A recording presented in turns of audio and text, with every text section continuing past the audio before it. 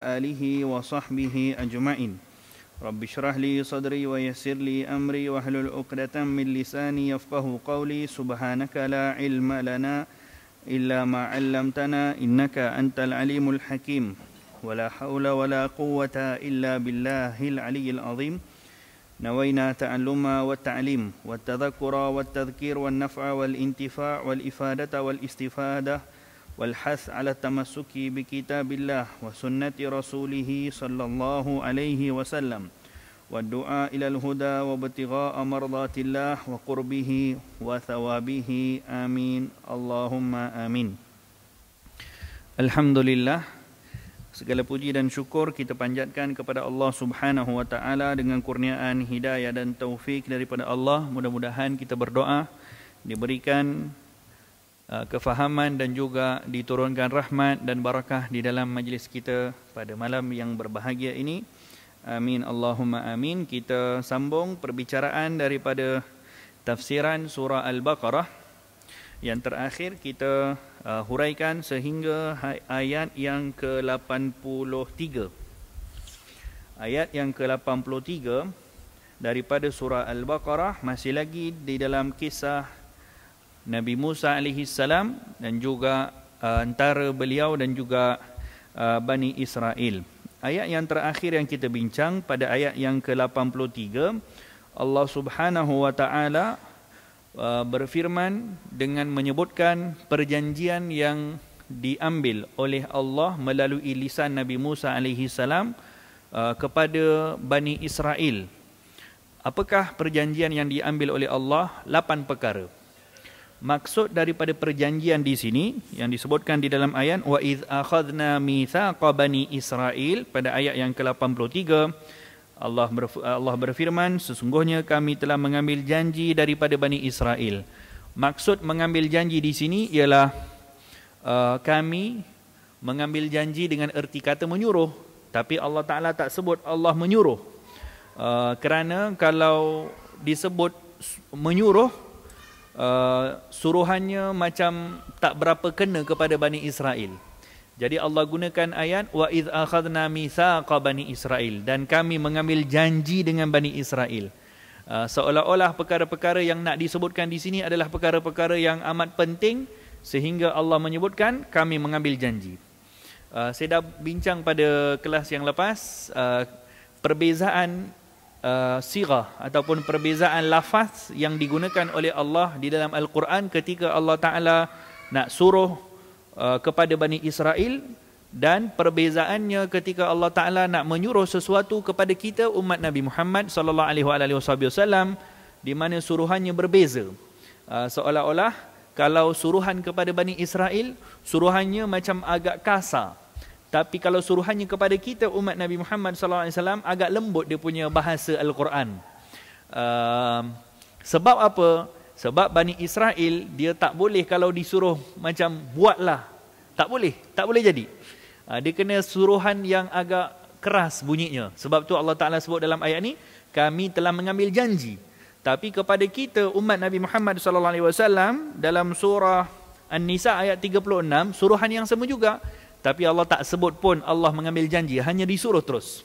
Jadi 8 perkara yang disebutkan di dalam ayat yang ke-83 yang disuruh kepada Bani Israel, juga suruhan yang sama, semuanya Allah Ta'ala suruh juga kepada kita umat Nabi Muhammad SAW. Lalu hendaklah kita mengambil perhatian, kalau suruhan yang 8 ini dah ada daripada zaman dulu lagi, yakni zaman Nabi Musa pun dah ada dah. Bukanlah itu satu perkara yang baru disuruh kepada kita, tapi dah ada daripada dulu. Bahkan sebelum lagi daripada Nabi Musa, para nabi-nabi lain pun Allah Ta'ala dah suruh kepada mereka untuk bagi tahu kepada umatnya akan perkara-perkara yang disebutkan, seumpama jangan mensyirikkan Allah, berlaku ataupun bersikap ihsan kepada ibu bapa, kemudian kepada kaum kerabat, kemudian kepada orang anak-anak yatim, orang miskin, dan juga bercakap dengan orang dengan kata-kata yang baik. Wa qulu linnasi husna.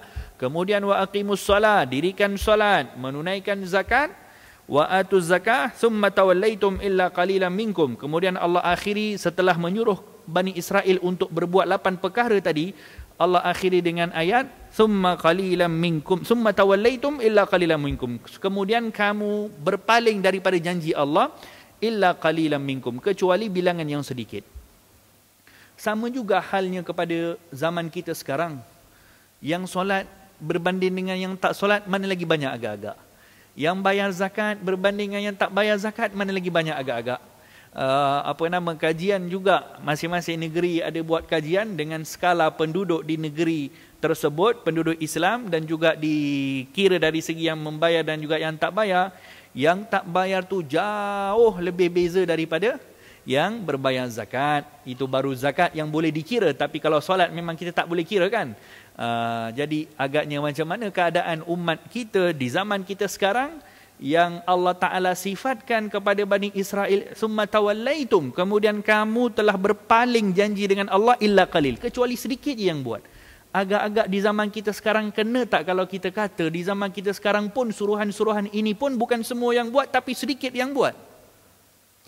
Maka kita kena sedar, kalau Bani Israel dulu Allah Ta'ala suruh kepada mereka dengan bahasa yang agak kasar, tapi kepada kita digunakan dengan bahasa yang lembut. Jangan sampai kita di hari akhirat nanti disoal pula oleh Bani Israel. Kerana apa? Kerana mungkin kalau dia orang cakap nanti depan Allah, ya Allah, kepada kami kau cakap macam ni, bahasa yang kasar, kami tak buat. Ini umat Nabi Muhammad pun tak buat juga, sama juga. Oleh yang demikian adalah menjadi suatu perkara yang besar kepada kita untuk mengambil perhatian dan juga mengambil tanggungjawab kepada ke-88 perkara yang disebutkan di dalam ayat yang ke-83 ini.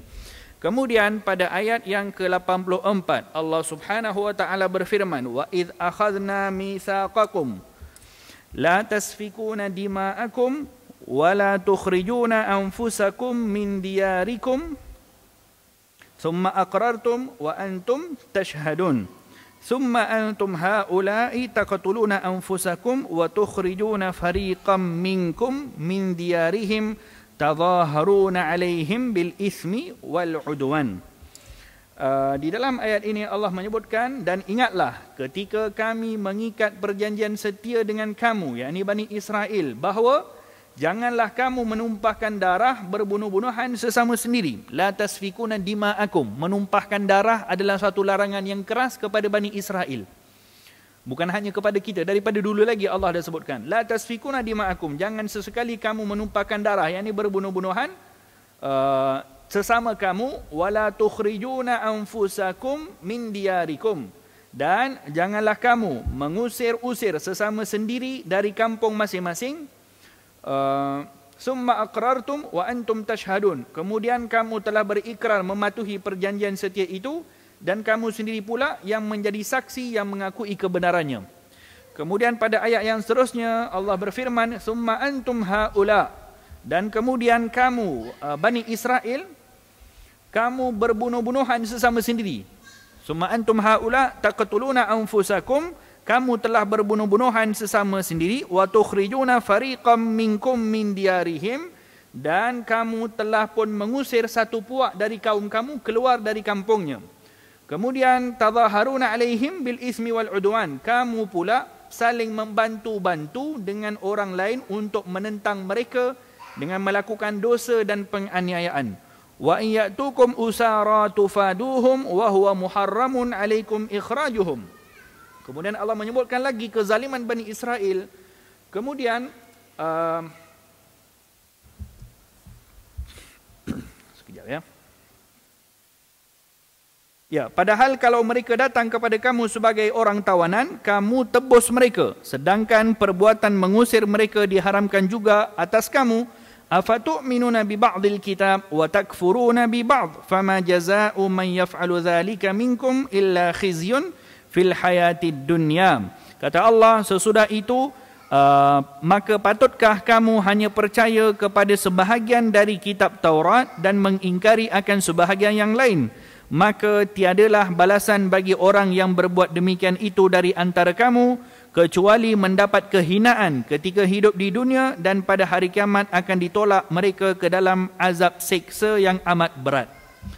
Wa yaumal qiyamati yuraduna ila asyadil azab wa mallahu bighafilin amma ta'malun. Ulaika alladzina ishtarawul hayatad dunya bil akhirah fala yukhaffafu anhumul azabu wala hum yunsarun. Dan Allah berfirman, dan ingatlah Allah tidak sekali-kali lalai akan apa yang kamu lakukan. Mereka itulah orang-orang yang membeli dan mengutamakan kehidupan dunia dan kesenangan dengan meninggalkan perintah Allah yang membawa kebahagiaan dalam hidupan akhirat, maka tidak ada diringankan azab siksa mereka di hari kiamat dan mereka pula tidak akan diberikan pertolongan. Melalui dua ayat ini, Allah Subhanahu wa taala menyuruh kepada Bani Israel ataupun mengambil janji kepada Bani Israel. Pertama, larangan untuk berbunuh-bunuhan. La tasfikuna dima'akum. Satu, larangan untuk berbunuh-bunuhan sesama mereka, dan juga larangan untuk mengusir satu kaum daripada kalangan mereka untuk keluar daripada kampung.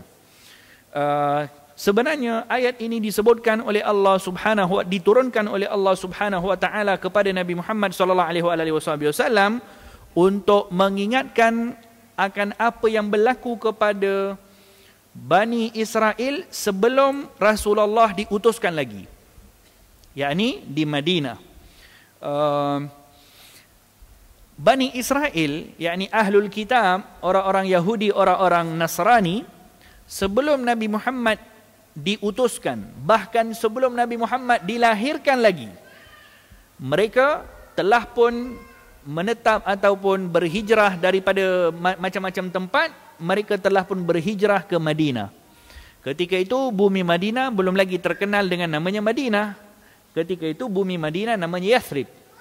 Dan Yathrib itu pun nama seorang Yahudi. Yahudi pertama yang membuka tempat tersebut, Yahudi itu namanya Yathrib. Sebab tu Rasulullah SAW setelah berhijrah ke Madinah, Nabi melarang kepada kaum muslimin untuk panggil bumi Madinah dengan Yathrib. Nabi melarang, kata Nabi, jangan sesekali kamu panggil bumi ini dengan Yathrib, panggillah dengan Madinah. Maka Madinatul Munawwarah itu nama yang diberikan oleh Rasulullah untuk tukar nama asal, yang mana nama asal tu, nama asalnya adalah nama seorang Yahudi. Maka orang-orang Yahudi, mereka dah lama berhijrah, tinggalkan tempat asal mereka dan mereka datang untuk menetap di Yathrib. Sebab apa? Sebab telah diberitahu di dalam kitab-kitab mereka, kalau Nabi akhir zaman, tempat menetapnya Nabi tersebut adalah di Yathrib. Oleh yang demikian, Bani Israel, mereka yang diberitahu oleh pendeta-pendeta mereka, kalau Nabi akhir zaman, mesti Nabi yang menyokong kamu, yakni Bani Israel. Dan Nabi akhir zaman tu mesti datang daripada kalangan Bani Israel, orang Yahudi. Maka mereka rasakan mereka nak pergi sambut kedatangan Nabi ini. Oleh yang demikian, awal-awal mereka datang menetap di Yathrib. Ketika mereka menetap di Yathrib, yakni sebelum daripada kelahiran Nabi ataupun sebelum lagi daripada Nabi diutuskan, sebelum Nabi berhijrah ke Madinah, keadaan Yathrib adalah berkongsi di antara bermacam-macam kaum. Ada orang Yahudi, yang orang Yahudi itu pun berpuak-puak, dan ada juga penduduk asal Yathrib daripada kalangan orang-orang Arab yang mereka menyembah berhala. Ini cerita apa ni? Cerita sebelum Rasulullah hijrah ke Madinah ataupun sebelum lagi Rasulullah diutuskan pun. Maka Yathrib ketika itu ditinggal oleh orang-orang Yahudi. Ada 3 kumpulan. Pertama, Bani Quraiza. Yang kedua, Bani Qainuqa, Bani Nadir. 3 puak Yahudi. Kemudian penduduk Yathrib pula daripada kalangan orang Arab yang mereka ketika itu adalah orang-orang kafir, orang-orang musyrik yang menyembah berhala.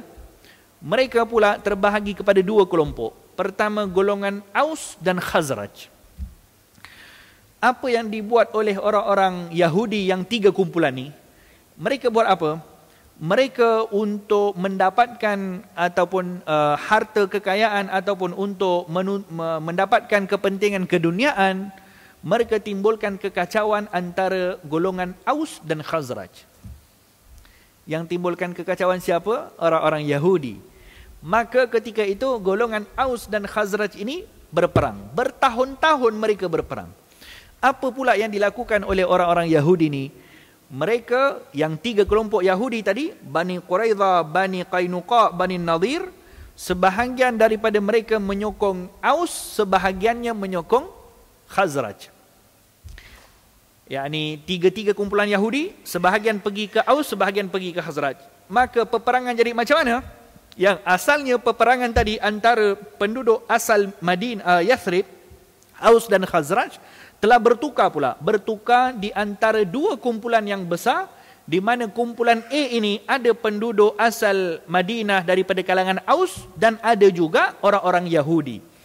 Yang si B pula adalah daripada kalangan Khazraj, penduduk asal Madinah, Yathrib, dan juga ada orang-orang Yahudi. Maka jadi sekarang ceritanya macam mana? Ceritanya jadi orang Yahudi berperang dengan orang Yahudi. Itu yang Allah Ta'ala sebutkan dalam ayat ini. Allah telah mengambil janji kepada kamu dulu, la tasfikuna dima'akum, jangan kamu menumpahkan darah sesama kamu. Ini yang berlaku, yakni mereka orang-orang Yahudi di Yathrib ketika itu menumpahkan darah sesama mereka. Bila mana dah berperang, maka mereka ketika itu tak kira lagi. Yang mereka nampak ketika itu Yahudi bersama dengan Aus, Yahudi bersama dengan Khazraj, dua kumpulan. Ketika berperang, dia tak nampak lagi yang Yahudi ini nak berperang dengan kawannya Yahudi, tak nampak lagi dah. Yang ketika itu dinampak kumpulannya nak menang, kumpulannya nak mengaut harta. Maka terjadilah perang persaudaraan antara orang-orang Yahudi dan juga penduduk asal kaum Madinah sekarang ataupun Yathrib ketika itu. Dan perang ini berpanjangan, bertahun-tahun, berpuluh tahun malahan. Perang ini hanya dapat diselesaikan setelah berpuluh tahun, hanya dapat diselesaikan setelah baginda Rasulullah SAW berhijrah ke Madinah. Sebaik Nabi SAW berhijrah ke Madinah, baru dapat settlekan peperangan yang bertahun-tahun ni. Maka ketika setelah Rasulullah meletakkan kakinya di bumi Madinah, perkara pertama sekali yang Nabi buat adalah mempersaudarakan antara golongan-golongan yang berperang, yakni Aus dan Khazraj ini dipersatukan. Ketika itu orang Yahudi buat apa? Orang Yahudi yang tadi mereka ada bersama dengan Aus, ada bersama dengan Khazraj, tiba-tiba Rasulullah datang mempersatukan antara Aus dan Khazraj. Ketika itu orang-orang Yahudi yang menganggotai dua-dua kumpulan ini masing-masing keluar balik dan bina balik kumpulan mereka yang baru, yakni Yahudi bersatu semula. Maka setelah kedatangan Rasulullah SAW, orang-orang asal Yathrib, yakni Aus dan Khazraj itu dipersaudarakan, dipersatukan, dan orang-orang Yahudi semuanya mereka menjadi satu kumpulan yang asing. Inilah yang Allah Ta'ala sebutkan dalam satu ayat Quran yang lain. Allah menyebutkan, wa'tasimu bihablillahi jami'an wa la tafarraqu idh kuntum a'da'an fadhkuru ni'matallahi alaikum idh kuntum a'da'an fa'allafa baina qulubikum fa'asbahtum bini'matihi ikhwana. Allah sebutkan, berpeganglah kamu kepada tali Allah Subhanahu wa Ta'ala, wala tafarraqu, dan jangan sesekali kamu berpecah. Dan kata Allah, ingatlah, wadhkuru ni'matallah, ingatlah akan nikmat Allah. Apa nikmat yang Allah Ta'ala sebutkan dalam ayat tadi? Idh kuntum a'da'an. Ketika mana ayat ni Allah Ta'ala nak tegur kepada siapa? Orang-orang Islam. Idh kuntum a'da'an, ketika mana kamu dulu bermusuhan, yakni Aus dan Khazraj, kamu berlama, bertahun, berpuluh tahun kamu berperang, tak boleh selesai kamu punya peperangan. Kecuali apa yang boleh selesaikan? Kedatangan Rasulullah, idh kuntum a'da'an fa'allafa baina qulubikum. Maka kedatangan Muhammad itu telah mempersatukan antara hati kamu. Idh kuntum a'da'an fa'allafa baina qulubikum fa'asbahtum bini'matihi ikhwana. Dan kamu dengan sebab nikmat Allah kamu telah menjadi bersaudara. So kedatangan Rasulullah SAW ke bumi Madinah telah menyebabkan golongan Aus dan Khazraj ini mereka memeluk Islam dan mereka jadi bersaudara. Golongan Yahudi pula yang mengasingkan diri. Jadi Allah Ta'ala sebutkan di dalam ayat ini, la tasfikuna dima'akum, janganlah kamu menumpahkan darah macam mana kamu buat dulu. Wala tukhrijuna anfusakum min diyarikum, janganlah kamu keluarkan sebahagian daripada kamu daripada kampungnya. Ketika mana Yahudi A dengan B berperang, yang masing-masing golongan Aus dan Khazraj berperang tadi, siapa yang kalah mereka usir keluar. Kemudian yang kalah dalam peperangan mereka jadikan pula tawanan perang. Itu yang Allah Ta'ala sebutkan, wa iyatukum usara tufaduhum, bila mana kamu dapat tawanan perang kamu akan ambil. Wa huwa muharramun alaikum ikhrajuhum, padahal yang dulu kamu keluarkan kaum kamu sendiri adalah suatu perkara yang diharamkan kepada kamu di dalam Taurat. Kemudian Allah menyebutkan, afatu'minuna bi ba'dil kitab, mahukah kamu ataupun adakah kamu itu hanya mengikut kepada Taurat sebahagiannya dan kamu tinggalkan yang lain. Apa maksud ayat ni? Maksudnya ialah Allah Ta'ala menyebutkan bagaimana buruknya perangai orang Yahudi. Mereka ni ikut kitab Taurat, tetapi ikut mana yang mereka nak sahaja. Mengikut kepada hawa nafsu mereka. Itu yang Allah Ta'ala sebutkan. Bila mana Taurat mengajarkan kepada kamu jangan berperang, kamu tetap berperang. Ajaran Taurat menyebutkan supaya kamu jangan menumpahkan darah, kamu tumpahkan darah. Ajaran Taurat menyuruh kepada kamu, yakni mengizinkan kalau berperang, ada tawanan perang, kamu boleh ambil tawanan tadi, kamu ikut. Maka kata Allah, mana satu yang ni, ada sebahagian yang kamu ikut, ada yang kamu tak ikut. Maksudnya apa? Mereka hanya ikut yang ada manfaat untuk kepentingan dunia. Macam apa tadi? Allah Ta'ala suruh kepada mereka orang Yahudi dalam kitab Taurat, jangan berperang, mereka tak ikut. Jangan tumpahkan darah, mereka tak nak ikut. Tapi dalam Taurat, syariat Taurat mengizinkan untuk mengambil tawanan perang, yang itu mereka ikut. Maksudnya apa? Mereka hanya ikut kepada perkara-perkara yang hanya ada kepentingan keduniaan mereka. Kemudian Allah menyebutkan fama jazaa'u man yaf'alu dzalika illa khizyun man yaf'alu dzalika minkum illa khizyun fil hayatid dunya. Balasannya adalah kehinaan kepada kamu, yakni kamu akan ditimpakan kehinaan fil hayatid dunya. Kehidupan mereka di dunia pun telah dihina oleh Allah, orang Yahudi. Macam mana Allah Ta'ala menghina orang Yahudi di dunia? Setelah mana umat Islam menguasai bumi Madinah, orang-orang Yahudi mereka rasa mereka itu terancam. Mereka rasa diri mereka itu dihina. Sebab semuanya dikuasai oleh kaum muslimin. Itulah bahagian daripada kehinaan kepada mereka. Yang mereka tidak lagi menjadi orang yang dimuliakan seperti mana dulu. Kalau dulu zaman Nabi Musa, mereka dimuliakan, dapat makanan, dapat macam-macam daripada Allah. Setelah kedatangan Nabi Muhammad, habis semuanya tak dapat dah. Itu bahagian daripada kehinaan yang Allah timpakan kepada mereka di dunia. Wa yaumal qiyamah, tak cukup dengan tu, wa yaumal qiyamah, di hari kiamat, di hari akhirat, yuraduna ila asyaddil azab, kamu akan ditimpakan pula dengan azab yang pedih. Begitulah keadaan hadirin yang dirahmati oleh Allah. Sebahagian daripada balasan Allah, kadang-kadang ada balasan yang Allah bagi kat dunia, ada balasan yang Allah bagi dekat akhirat, ada balasan yang Allah bagi kat dunia dan juga hari akhirat. Dua-dua Allah bagi. Yakni azab Allah, balasan Allah ada 3 macam. Ada balasan azab yang Allah bagi hanya kat dunia, hari akhirat Allah Ta'ala ampunkan. Macam mana? Apakah contoh balasan tadi kepada orang-orang yang di dunia mereka yang dikenakan hukuman tertentu?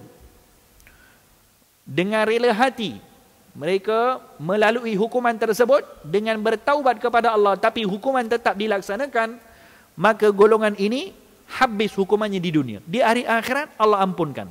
Tak ada hukuman nanti di hari akhirat. Contoh, kita dengar di zaman Nabi dulu orang yang direjam kerana dosa berzina.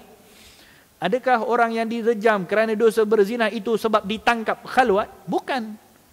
Bukan kerana kena tangkap basah, maaf cakap. Bukan kerana ditangkap oleh orang lain. Tapi kerana kerelaan mereka datang sebab nak bertaubat kepada Allah Subhanahu wa Ta'ala. Mereka sendiri tahu kalau mereka datang, balasannya adalah mati. Kena rejam. Tapi mereka fikir ketika itu apa? Yang mereka fikir bukan sebab takutnya nak mati kat dunia dengan kena rejam. Tapi mereka lebih takut dengan kalau tidak dibalas oleh Allah di dunia, kalau Allah Ta'ala balas dekat hari akhirat, langsung mereka tak boleh nak tahan. Lebih baik aku dapat balasannya di dunia. Oleh yang demikian, mereka pergi mengaku kepada Rasulullah SAW. Seperti cerita seorang perempuan yang datang mengadu kepada Nabi. Datang, ya Rasulullah, aku telah berzina. Nabi buat tak dengar. Nabi tengok tempat lain. Perempuan tu ulang kali kedua, ya Rasulullah, aku berzina. Nabi buat tak dengar juga. Buat kerja lain. Seolah-olah macam tak dengar. Kali ketiga perempuan tu datang, ya Rasulullah, aku nak cakap kepada engkau, aku nak mengaku aku dah berzina. Nabi kata, betul ke engkau ni? Betul ke tak betul ni? Tentang mabuk ke apa engkau ni? Yakni Nabi seolah-olah buat-buat macam tak dengar supaya apa? Supaya Nabi dengan husnuzan. Masih lagi Nabi nak bersangka baik.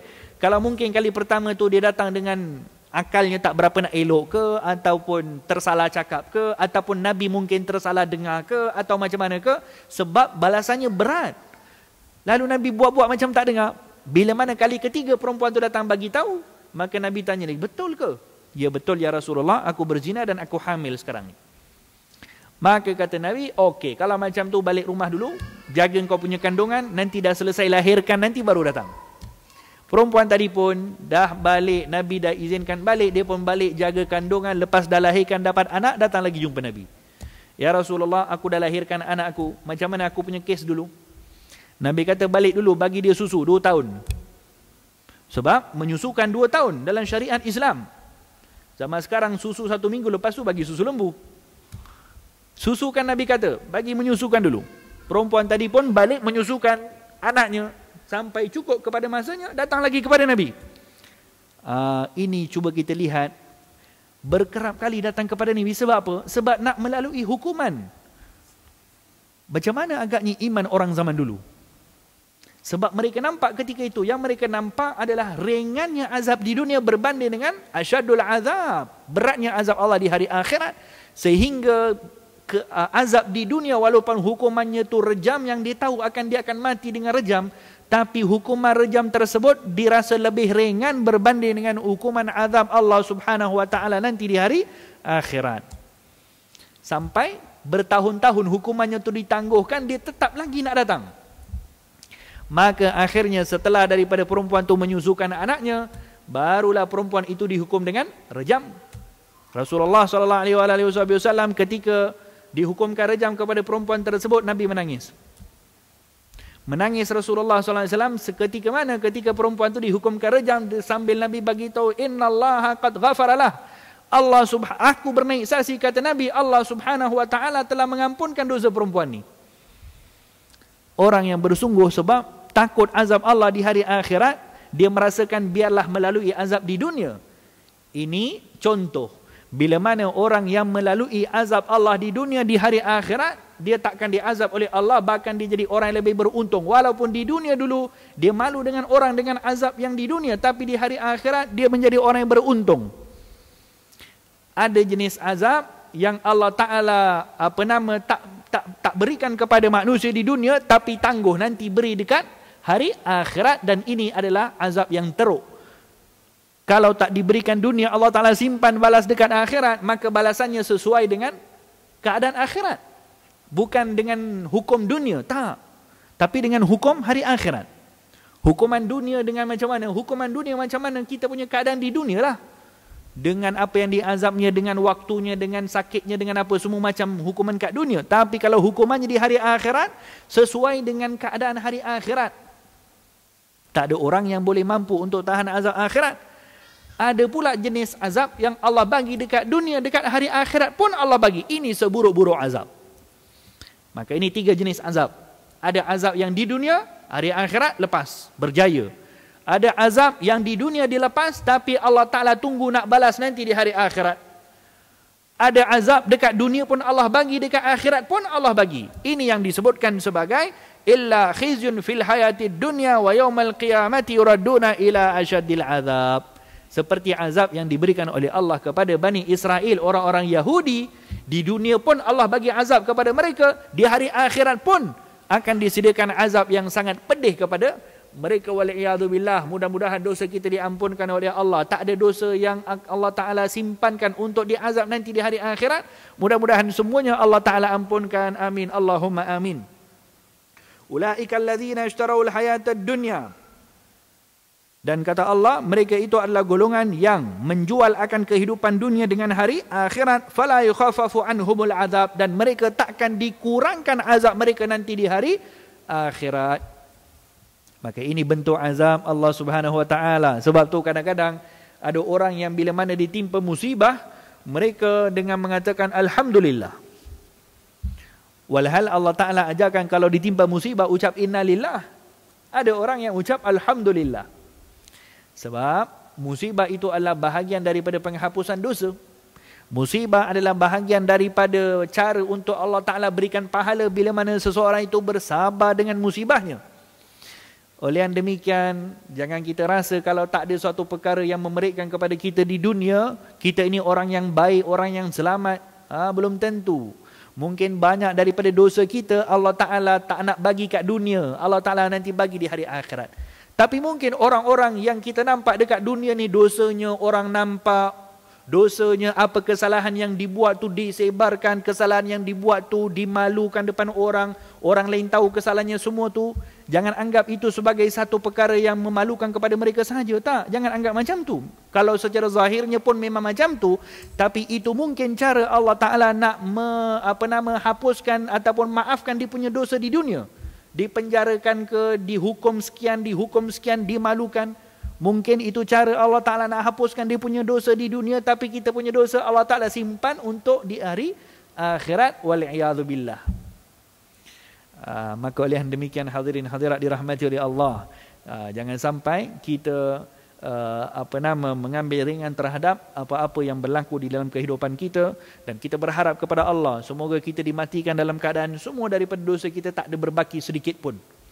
Kalaupun dosa itu sikit, kalau yang sikit itu tak diampunkan oleh Allah Subhanahu wa taala di hari akhirat, tak ada orang yang akan selamat daripada dosa yang sikit tu. Sebab dosa yang sikit pun nanti di hari akhirat tak sempat lagi nak bertaubat kepada Allah.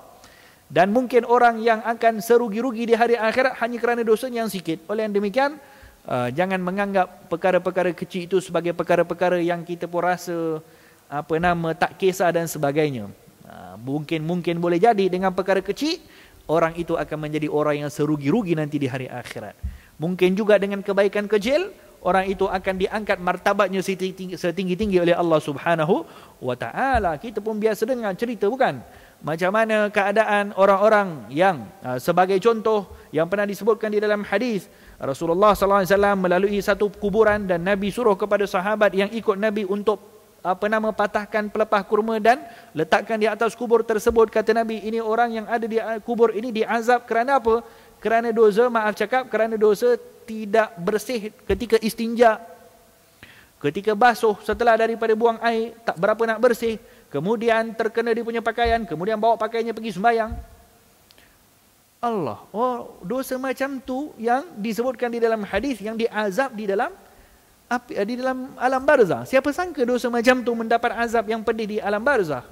Begitu juga apa yang Nabi sebutkan di hari akhirat, seperti contoh perempuan yang berzina, bertahun-tahun berzina, tapi di sisi Allah dia itu masuk syurga, diampunkan dosanya hanya sebab berikan minum kepada anjing.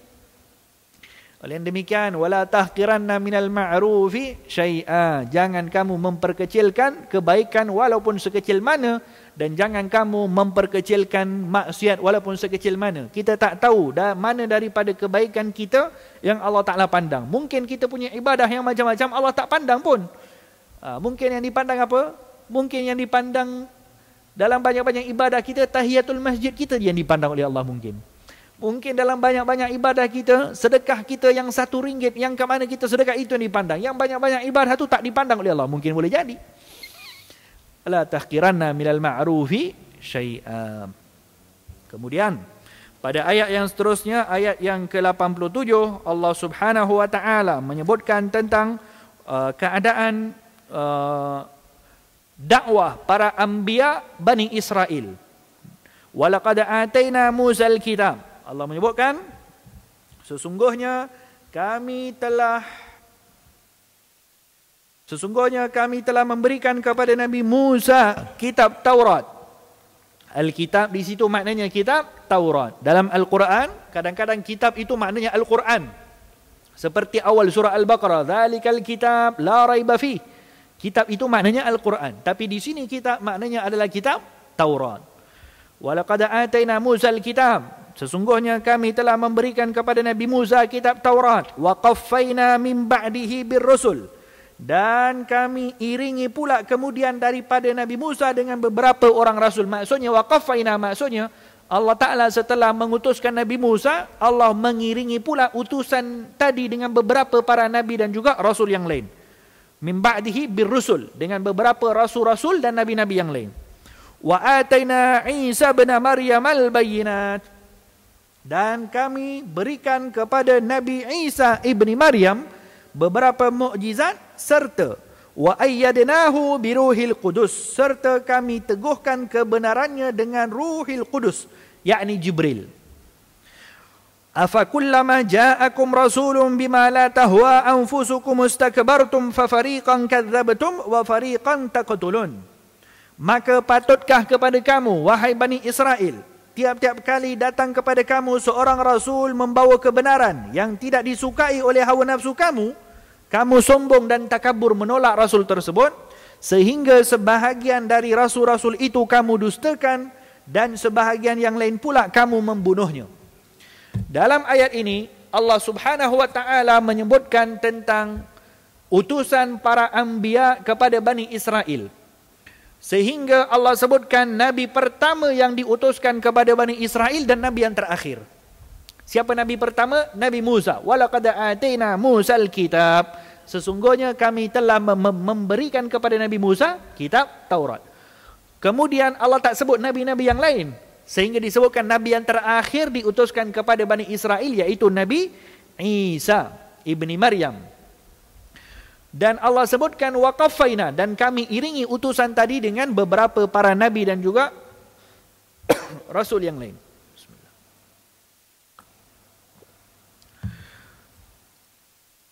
Bani Israel satu-satu kaum yang diutuskan ramai para nabi dan rasul. Kalau rasul saja kita kira daripada Nabi Musa sampai Nabi Isa, berapa banyak rasul? Macam mana lagu nasyid Raihan kan? Daripada sekolah dulu sampai sekarang kita ingat, alhamdulillah. Nabi Musa, Nabi Harun, Nabi Zulkifli, Nabi Yahya, Nabi Sulaiman, Nabi Ilyas, Nabi Ilyasa, Nabi Yaqub, Nabi Yusuf, Nabi Ayyub. Berapa lagi? Ada lagi kan? Ada tertinggal tu. Sampailah kepada Nabi Isa ibni Maryam. Ramainya utusan para nabi itu bukan tanda kaum itu adalah kaum yang mulia. Bani Israel, Yahudi, mereka mengatakan mereka adalah umat yang mulia sebab banyak nabi kepada mereka. Banyaknya rasul adalah sebagai tanda besarnya musibah ataupun susahnya nak mendidik kaum tersebut. Sebab utusan seorang rasul, kalau tugasnya dah selesai, umatnya dah selamat, Allah Ta'ala tak utuskan lagi nabi kepada kaum tersebut. Kalau tugasan ataupun untuk apa nabi itu diutuskan, dan kalau umatnya dah terima selesai, tak diutuskan lagi nabi yang lain. Tapi kalau habis seorang nabi, meninggal nabi itu, diutuskan lagi nabi yang lain. Habis nabi itu pula diutuskan lagi nabi yang lain. Kepada satu kaum, itu menunjukkan betapa susahnya nak mendidik kaum tersebut dan betapa fasad, kerosakan yang ada kepada kaum tersebut, sehingga perlukan ramai nabi untuk settlekan mereka. Macam mana orang yang sakit? Orang yang sakit pergi hospital ni tak boleh sembuh, pergi hospital sana tak boleh sembuh, jumpa doktor pakar ni tak boleh sembuh, pergi kat negara sana tak boleh sembuh. Ramainya doktor merawat satu penyakit, itu buktinya apa? Buktinya adalah kerana teruknya penyakit tadi tak boleh diselesaikan oleh satu orang doktor. Ramai doktor yang kena selesaikan. Macam itulah Bani Israel. Banyaknya para rasul yang diutuskan kepada mereka bukanlah sebagai satu kebanggaan, tapi itu adalah sebagai dalil, bukti kerosakan yang teruk yang ada kepada mereka. Maka Allah Ta'ala sebutkan waqafaina, dan Allah di sini menyebutkan setelah daripada dakwah zaman dakwah Nabi Musa, setelah meninggalnya Nabi Musa, Allah tak biarkan Bani Israel macam tu saja, tapi Allah sebut waqafaina, dan kami iringi lagi dengan para rasul-rasul yang lain dan juga para nabi-nabi yang lain juga. Nabi siapa? Nabi Yusha, ada Nabi Syam'un namanya, ada Nabi Ashmawih, beberapa para nabi-nabi Bani Israel yang bilangannya secara tepat kita pun tak tahu, sebab ada nabi-nabi yang diceritakan dalam Al-Quran, ada nabi yang tak diceritakan oleh Allah di dalam Al-Quran. Kemudian Allah sebutkan wa atana Isa bin Maryam al-bayyinat. Kemudian kami memberikan kepada Nabi Isa ibni Maryam al-bayyinat, beberapa mukjizat, dan kami menguatkan Nabi Isa dengan Ruhul Qudus, dengan bantuan Jibril. Saya sebutkan tadi, Allah Ta'ala dalam ayat ini sebut Nabi yang pertama dan Nabi yang terakhir kepada Bani Israel. Tapi bezanya di sini, Nabi yang pertama, ini satu perkara yang sangat ajaib bahasa Al-Quran. Bila mana Allah Ta'ala sebutkan Nabi yang pertama, Nabi Musa, Allah Ta'ala sebut Nabi Musa yang diberikan kitab. Tapi bila mana sebutkan Nabi Isa, Allah Ta'ala tak sebut Nabi Isa yang diberikan kitab, tapi Nabi Isa yang diberikan mukjizat yang banyak dan juga bantuan Jibril. Apa sebab? Kenapa utusan Nabi Isa dalam ayat ini disebutkan dengan bahasa yang lain tak sama dengan utusan Nabi Musa? Walhal kedua-duanya adalah Anbiya Bani Israel. Ini kerana utusan Nabi Isa alaihi salam, kata ahlu tafsir, utusan Nabi Isa adalah sebagai pengakhir kepada kenabian Bani Israel dan sesuai dengan perangai jahatnya Bani Israel dan sesuai untuk mengubati Bani Israel. Sebab tu dalam ayat ni Allah Ta'ala sebutkan sifat utusan Nabi Isa dengan wa ayyad Isa bin Maryam al-bayyinat. Kami utuskan Nabi Isa ibni Maryam dengan al-bayyinat, dengan beberapa mukjizat. Nabi Musa Allah tak kata beberapa mukjizat, tapi Nabi Isa beberapa mukjizat. Sebab apa? Bani Israel, mereka ini terkenal dengan satu sifat, iaitu akal dan juga hati mereka tidak boleh terima perkara-perkara gaib. Akal Bani Israel dan juga hati mereka seolah-olah tertutup dan tak boleh terima kepada perkara-perkara gaib. Dan susah untuk mendidik Bani Israel untuk mempercayai perkara-perkara gaib. Dan memang pun perkara gaib kalau nak percaya bukan senang. Sebab tu antara sifat orang-orang mukmin yang Allah Ta'ala sebutkan dalam awal surah Al-Baqarah, "Dzalikal kitab la raiba fihi hudal lil muttaqin alladzina yu'minuna bil ghaibi." Ini sifat eksklusif yang ada kepada umat Islam, percaya kepada perkara gaib. Bukan percaya kepada benda gaib, ya, percaya kepada perkara gaib yang disebutkan oleh Rasulullah sallallahu alaihi wasallam. Kita sambung nanti insya-Allah lepas azan. Allah.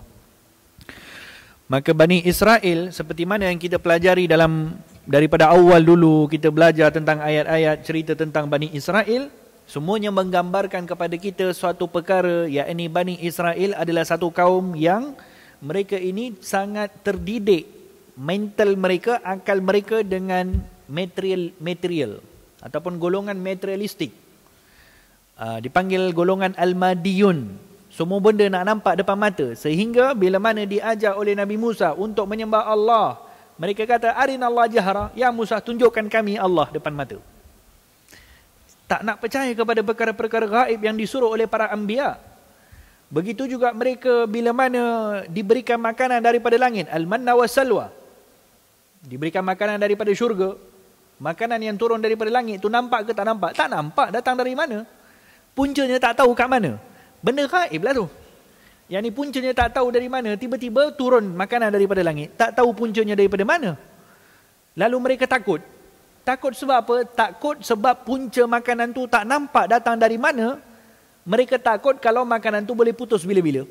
Sebab apa? Sebab tak percaya dengan perkara gaib yang disebutkan oleh Nabi Musa. Lalu mereka minta kepada Nabi Musa biar dapat makanan yang mereka nampak betul-betul depan mata. Iaitu minta pula makanan apa? Nak minta makanan daripada bumi.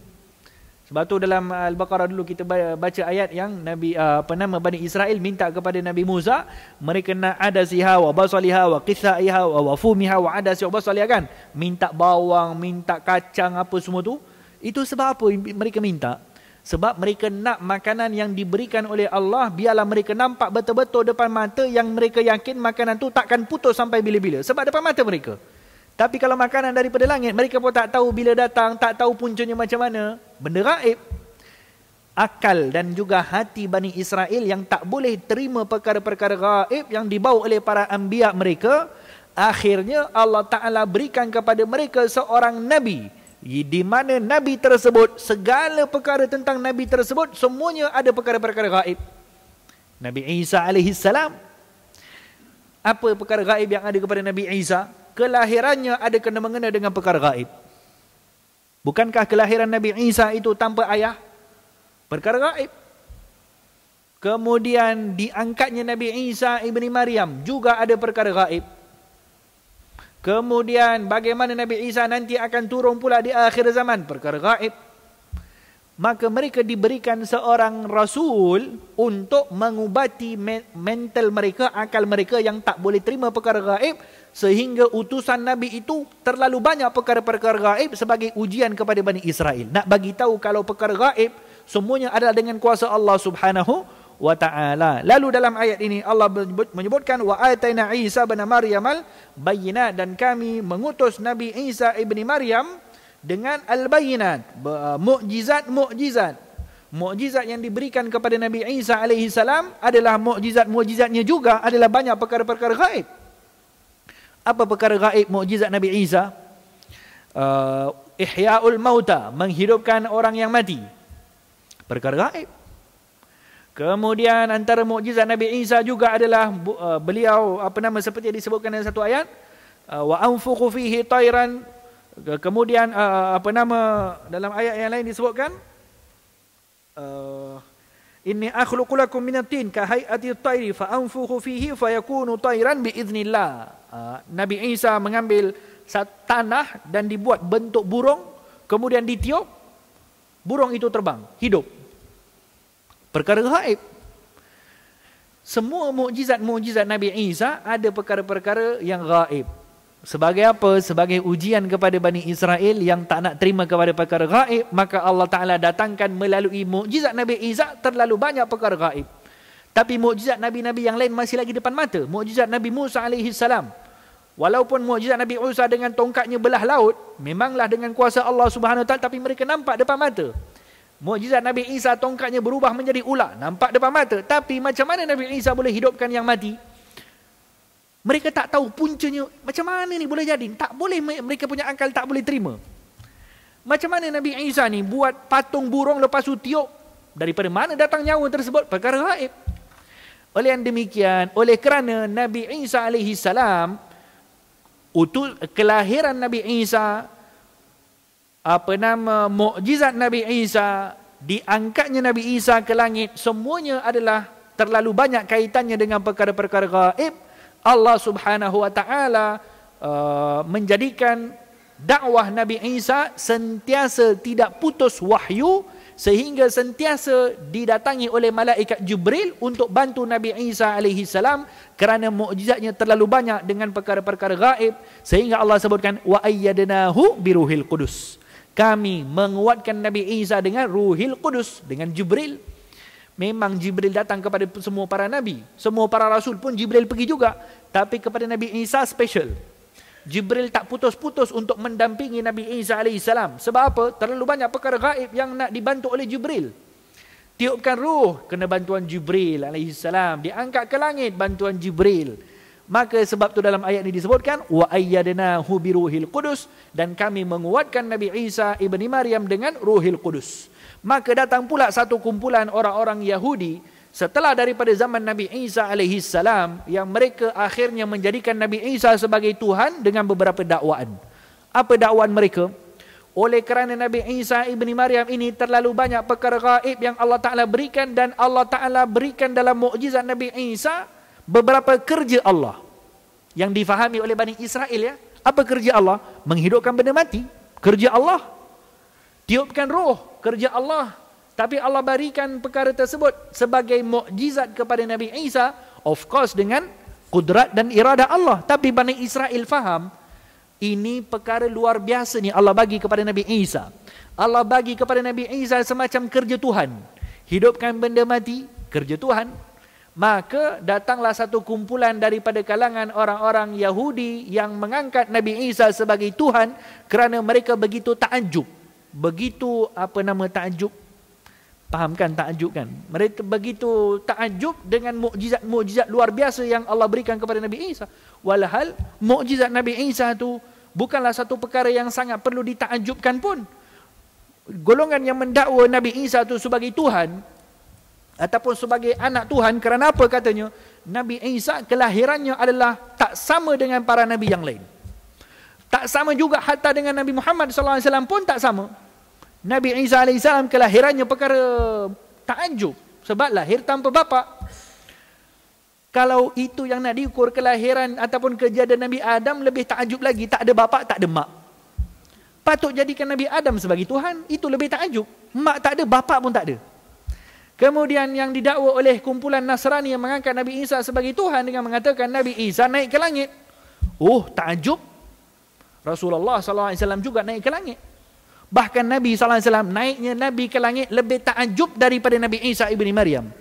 Nabi Isa ibni Maryam naik ke langit, hari kiamat nanti turun, perlu ditukarkan wajahnya dengan orang yang lain dan sebagainya. Rasulullah SAW satu lahzah, satu waktu sekejap daripada waktu malamnya turun naik ke langit, bahkan pergi ke tempat yang tak pernah disinggah oleh Nabi Isa, lebih takjub lagi. Maka perkara-perkara yang ditakjubkan oleh golongan-golongan yang mengangkat Nabi Isa sebagai Tuhan, itu sebenarnya bukanlah perkara yang boleh pun memberikan alasan untuk mengangkat Nabi Isa sebagai Tuhan. Ringkaskan cerita walaupun panjang lagi cerita dalam ayat ni. Afakullam aja'akum rasulun bima la tahwa anfusukum astakbartum fafariqan kadzabtum wa fariqan taqtulun. Kata Allah, patutkah kamu bila mana datang kepada kamu rasul-rasul bima la tahwa anfusukum, yang kamu rasa tak sesuai untuk ikut Nabi ni dengan hawa nafsu kamu, istakbartum, kamu sombong dengan Nabi ni. Fafariqan kadzabtum, dan sebahagian daripada para nabi yang kamu bohongi ataupun kamu mendustakan, wa fariqan taqtulun, dan sebahagian daripada para nabi yang lain kamu bunuh pula. Ini sifat perangai Bani Israel. Bila mana apa yang dibawa oleh nabi mereka rasa tak sesuai, ada sebahagian yang mereka dustakan Nabi tadi, dan ada sebahagian daripada para Nabi yang mereka telah membunuh. Disebutkan dalam kitab tafsir, Bani Israel, mereka sepanjang cerita Bani Israel, mereka telah membunuh 300 para Nabi. 300 para Nabi yang telah dibunuh oleh Bani Israel. Sehingga akhir Nabi yang diutuskan oleh Allah, Nabi Isa ibni Maryam juga yang mereka nak bunuh, akhirnya diangkat oleh Allah Subhanahu wa ta'ala. InsyaAllah kita akan sambung nanti. Banyak lagi cerita dalam ayat ni. Kita akan sambung dalam pertemuan akan datang. Hadza billahi taufiq wal hidayah. Allahumma inna na'udzubika min ilmin la yanfa' wa na'udzubika min qalbin la yakhsha' wa na'udzubika min du'a'i la yustajab wa na'udzubika min amali la yuqbal bi rahmatika ya arhamar rahimin. Rabbana atina fid dunya hasanah wa fil akhirati hasanah wa qina adzaban nar. Wa sallallahu wasallam ala khairi khalqi sayyidina Muhammadin wa ala alihi wa sahbihi wasallam. Alhamdulillahi rabbil alamin. Wassalamualaikum warahmatullahi wabarakatuh. Maaf terlebih sikit masa hari ini.